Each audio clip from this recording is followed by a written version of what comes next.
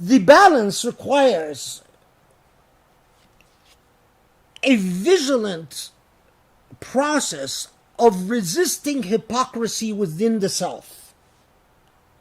The hypocrisy that comes out of boredom and habitualism or habit.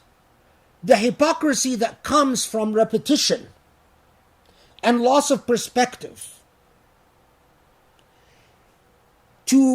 As Allah tells you, أَلَمْ يَأْنِ لِلَّذِينَ آمَنُوا أَن تَخْشَعَ قُلُوبُهُم.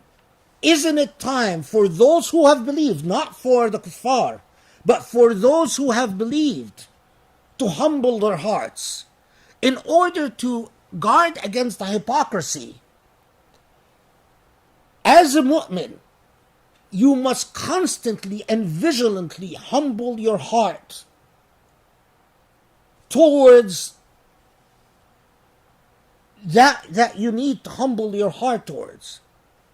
And understand that with the absence, when the Prophet ﷺ was in our midst, it is the Prophet ﷺ who achieved justice. We didn't need to worry about it. All we needed to go is to go to the Prophet. Rasulullah, this happened and that happened. What do we do about it?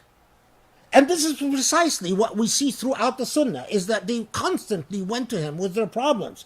But once he's gone, the obligation of justice becomes upon you all. And that becomes the challenge, the collective challenge. And that, as some theologians have put it, is the challenge of the iron challenge. And I'm trying to remember the Arabic. التحدي الحديدي, the iron challenge. But there is something else that has always struck me about this surah. Iron is also amazing because it is very strong, but unlike rocks, for instance, once seared with heat, it can also be malleable and adaptable. You can shape it. And I've always, in Surah Al-Hadid, been struck by its reminder about calamities.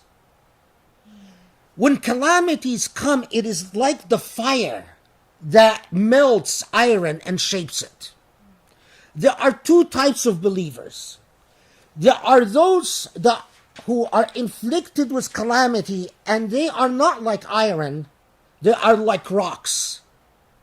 Heat breaks them. They go through hardship.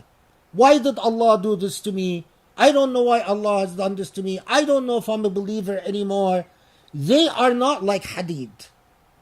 They are like rocks. Heat breaks them. But there are those believers who heat remolds them. They are strong, but they're a different shape. But it also alerts me to another thing. Another property of iron is the necessity of adaptability. If you are a believer and you confront challenges and you are unable to bend and mold yourself, you will not achieve the mizan, the balance, and you will not achieve qist, you will not achieve justice. So many believers, when they are confronted with challenges, they want to fall on the dogma that they're comfortable with.